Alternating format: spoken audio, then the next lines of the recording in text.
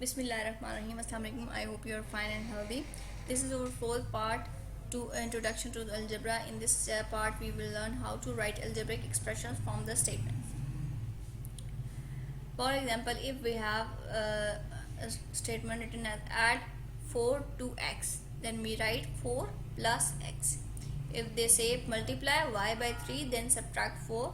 Then first we are going to multiply y by 3 and then put a bracket and then minus 4 like this, and we multiply y by 3, that is 3y minus 4. Then we say divide d by 5, then multiply by 15. So first we put a bracket d divided by 5 and then multiply by 5. We write d by 5 in the form of fraction and then multiply by 15. If we have written as add a to 3b and multiply the result by 2, then first we are going to do add a to 3b and then multiply by 2. Add a to 3b and then multiply by 2. Multiply 5y by 10, z by 1 by 10. So we are going to put this in bracket and multiply by 1 by 10. So now we have write algebraic expression from the statements and simplify. We have to write the statement as well, we have to simplify. First question is 3a subtract a plus b from 3a minus 4b. Subtract from, ठीक है। तो जो second पे हमें लिखा है from के बाद जो चीज़ आती है उसको हम पहले लिख लेंगे। 3a माइनस 4b ब्रैकेट में माइनस a प्लस b, ठीक है। इसको आप इस तरीके से दोनों टर्म्स को ब्रैकेट्स में अलग अलग करके लिख लेंगे। तो सॉल्व करने के लिए हम सबसे पहले ब्रैकेट्स ओपन करेंगे। ब्रैकेट्स ओपन करने के लिए हमें पता है क्या रूल है कि अगर ब्रैकेट के बाहर प्लस हो तो अंदर साइन चेंज नहीं होते, और अगर ब्रैकेट के बाहर माइनस हो तो अंदर साइन चेंज होते हैं। तो यहाँ पर हमारे पास प्लस है इसलिए हम अंदर साइन चेंज नहीं करेंगे। दैट हमारे पास 3a minus 4b as it is आ जाएगा, और इसके अंदर हमारे पास क्योंकि बाहर माइनस है अंदर साइन चेंज हो जाएंगे, माइनस आ जाएंगे। अब हम नेक्स्ट स्टेप में क्या करेंगे, ए वाले गट्टे लिख लेंगे और बी वाले गट्टे लिख लेंगे।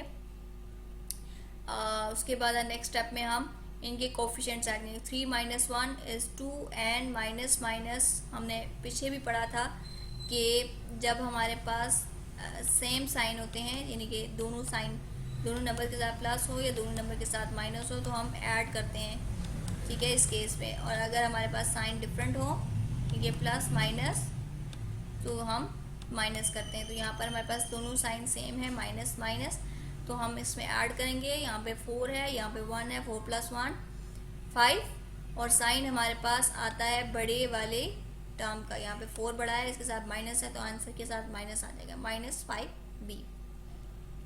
नेक्स्ट क्वेश्चन देखते हैं। Add the product of 4 and 2y minus X and the product of 3 and y minus, ठीक है। हमने क्या करना है, we have to add the product of 4 and 2x minus 1 and 3 and y minus. तो इसके लिए हम क्या लिखेंगे, we have put this y plus sign and then we write the product of 4 and 2xy and the product of 3 and y.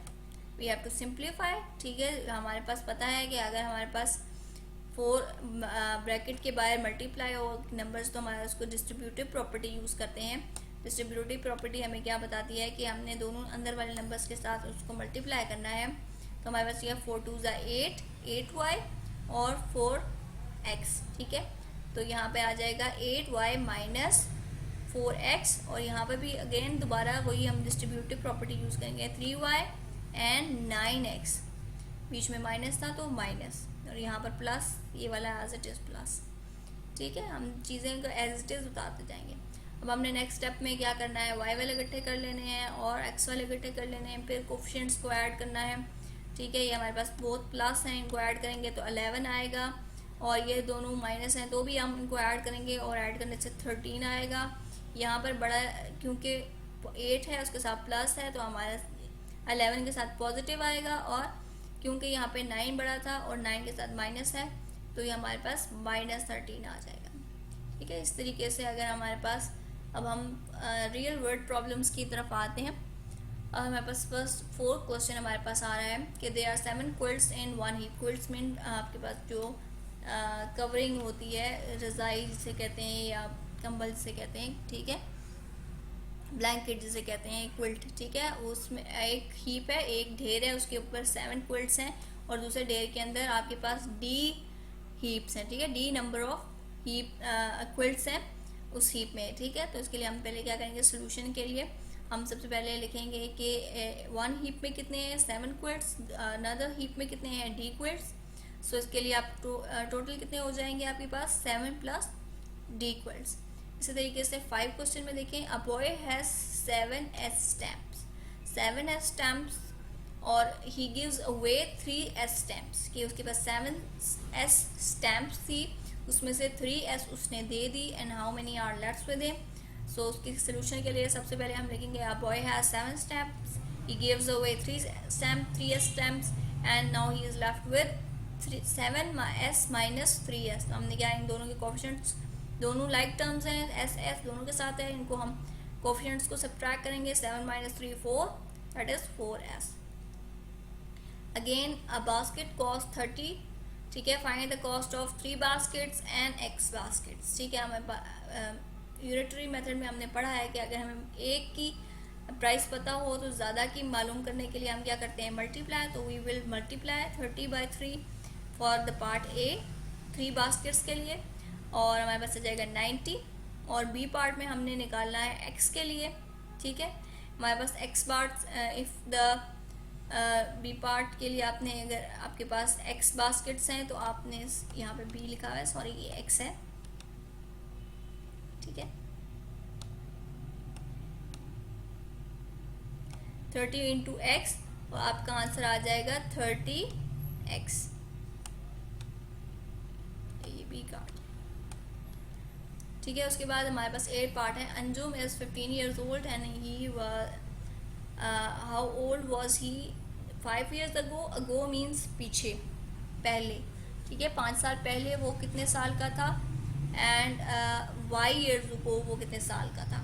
तो हमने solution के लिए सबसे पहले लिखेंगे एज अंजुम की, और फिर हम लिखेंगे कि 5 year अगो के क्या एज थी उसकी।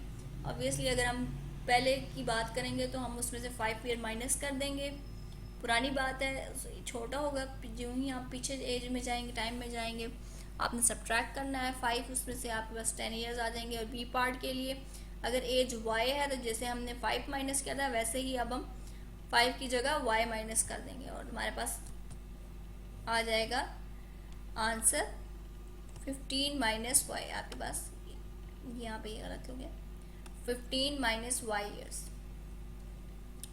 सारा is z years older than Saeeda, Saeeda is t years old, how old is Sara, ठीक है। आपके पास बताया गया है कि सारा, सईदा की एज t years है और सारा की age z years older than Saeeda है, ठीक है। ओल्डर मीन्स उसमें आपने ऐड करना है, z years आपने ऐड करने हैं सईदा की एज में। तो सईदा की एज हमने कहा है t years है, तो सारा की एज हो जाएगी z plus t। A clerk earns 2,360 per month and how much will he earn in 12 months and m months, ठीक है। पर मंथ उनकी पे है 2,630, ठीक है। Clerks earn in 1 month 2,360 rupees and in 12 months के लिए हम 12 से मल्टीप्लाई करेंगे उन्हें, और हमारे पास आ जाएगा 28,320 rupees. And for m months के लिए हम क्या करेंगे, पर मंथ की जो उनकी अर्निंग है उसको मल्टीप्लाई कर देंगे m से, ठीक है, जो कि आ जाएगा 2330m, ठीक है।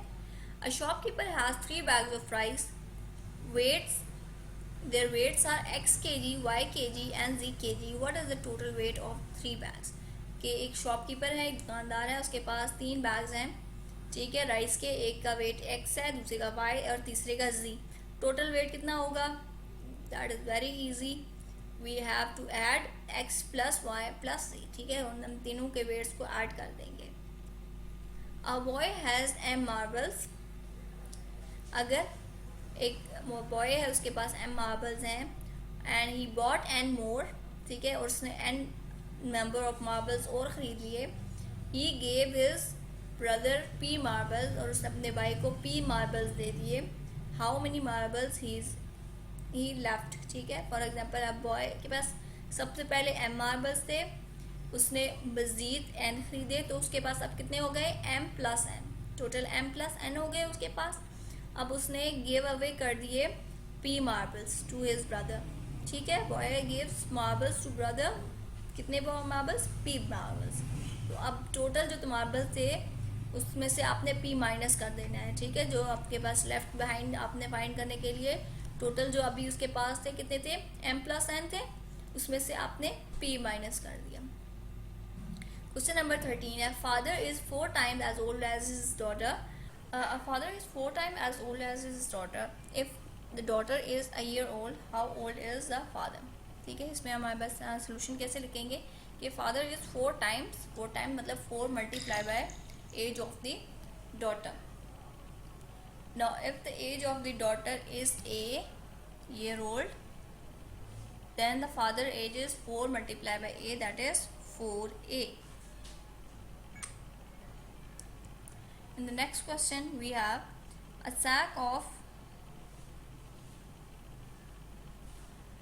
sack contains s kg rice. The rice is put into smaller bags, each which contain m kg. How many bags can be filled?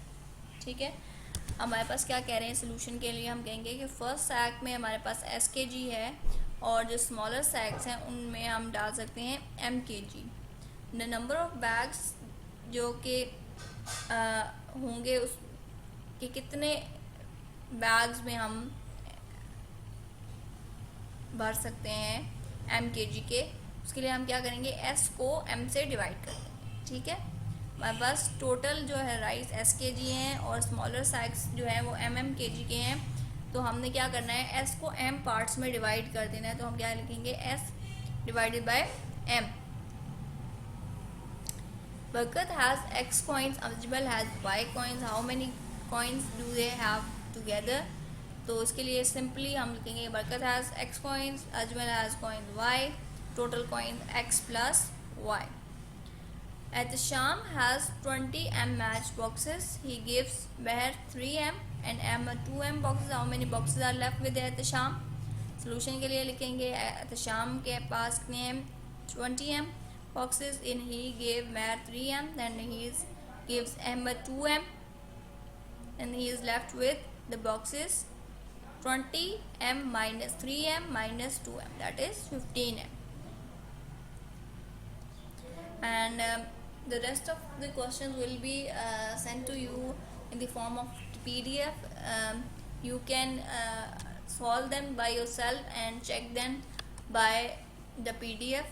I will send you and practice these questions over the weekend. And if you have any problem, you can ask. Thank you very much.